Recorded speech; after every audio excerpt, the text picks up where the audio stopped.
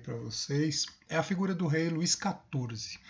O rei Luís XIV, que também entrou para a história como o Rei Sol, ele é meio que um exemplo, um modelo, acabou se tornando um símbolo do que a gente chama de absolutismo, né? E é exatamente sobre esse assunto que a gente vai falar nessa videoaula, nessa primeira videoaula dessa semana.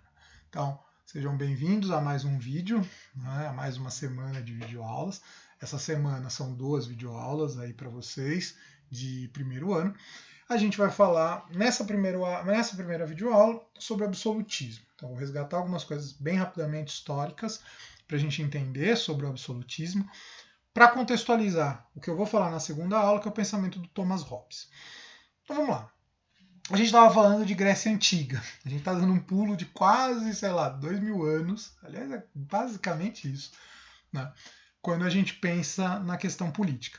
Então a gente estava falando lá século V a.C., século IV, a organização da democracia ateniense, as críticas do Platão. Eu não falei do Aristóteles, mas o Aristóteles também tem a visão política dele. A civilização grega, ela vai entrar em declínio no século III, século II a.C., com a dominação por parte dos macedônios. Aliás, Alexandre o Grande, né, que é filho de Felipe da Macedônia, ele é discípulo do Aristóteles.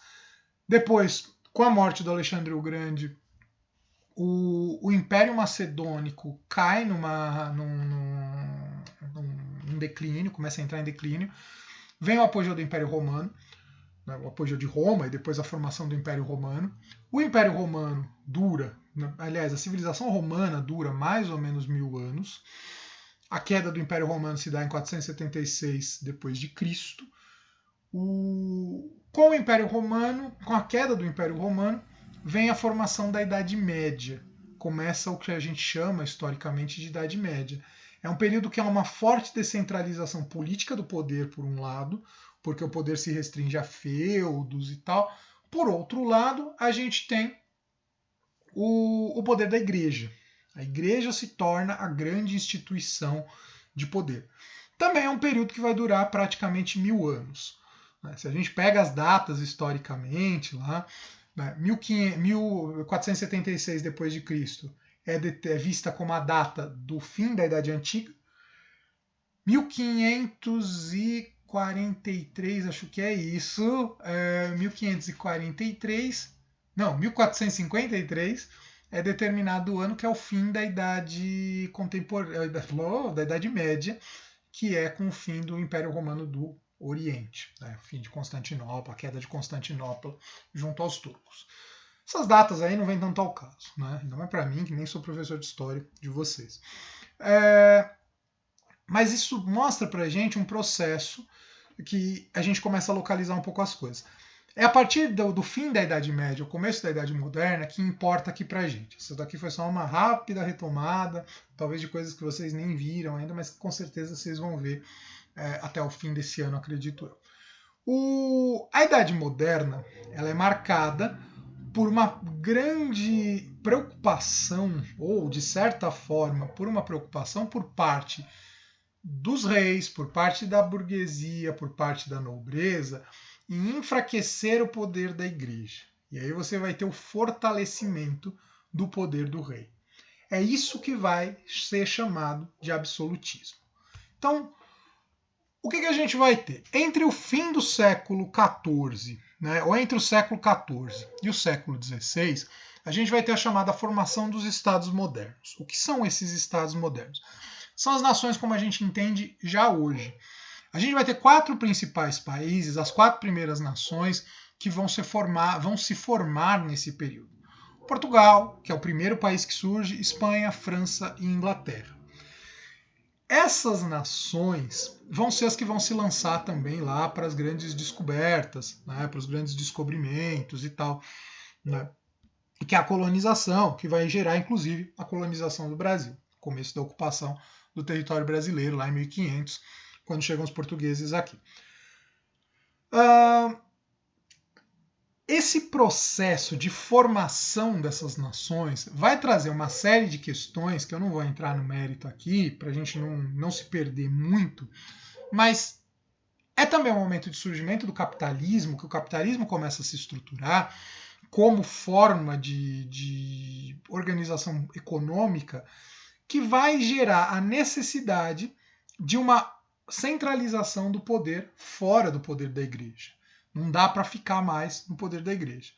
Então, diante disso, grandes grupos, a gente vai ter dois principais grupos, vão se ligar ao poder dos reis.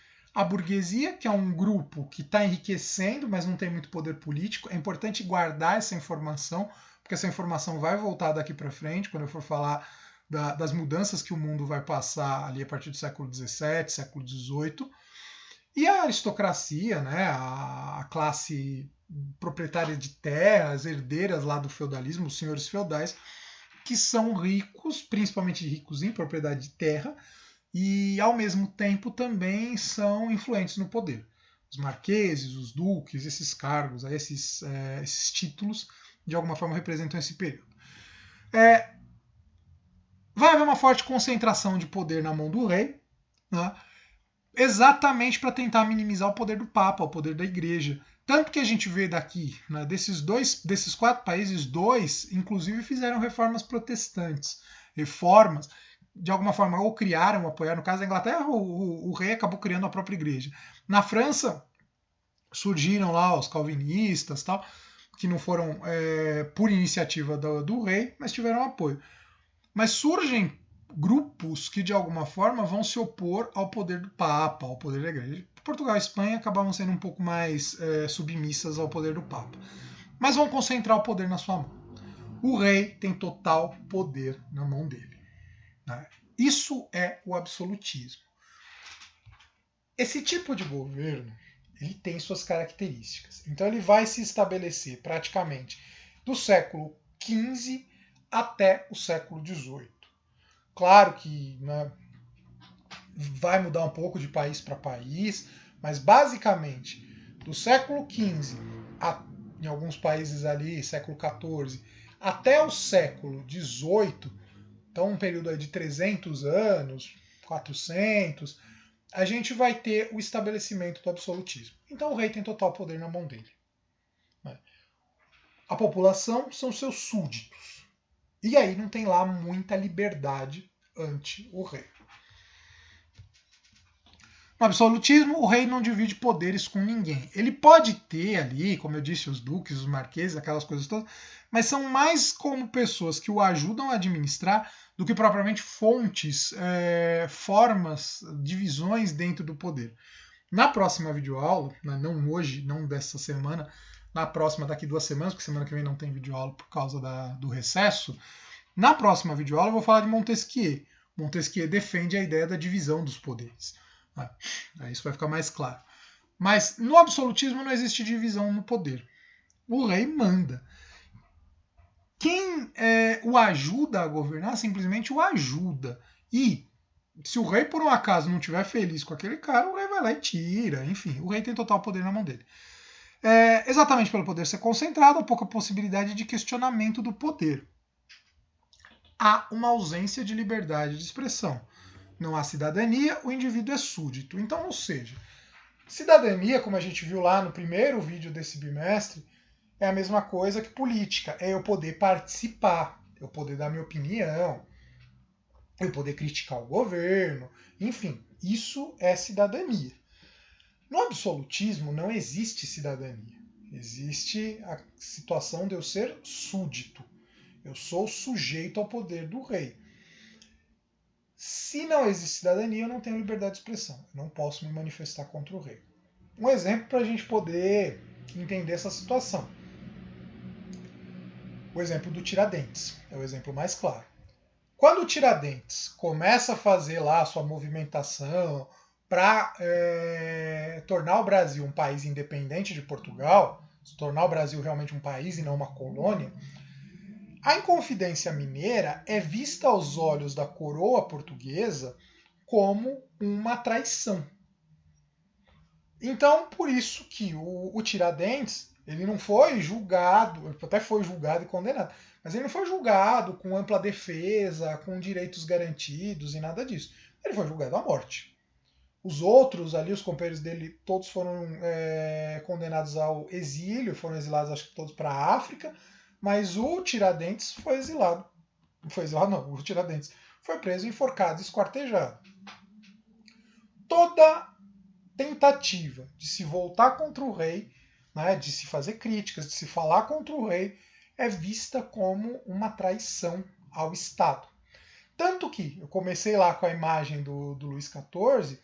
O Luís XIV vai dizer que o Estado sou eu, né? Ou pelo menos se atribuiu. Parece que ele, na verdade, nunca teria dito essa frase. Né?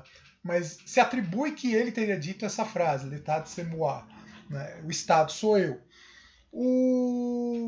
Então, ou seja, é a confusão entre governo e Estado concentrado na mão de uma pessoa só. Lembram lá no primeiro vídeo que eu tentei?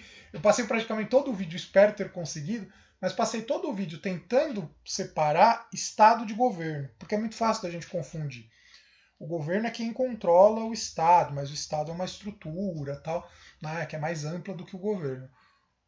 No absolutismo, Estado e governo são praticamente a mesma coisa. Né? O governante ele concentra todo o poder na mão dele. Então, o Estado é ele mesmo.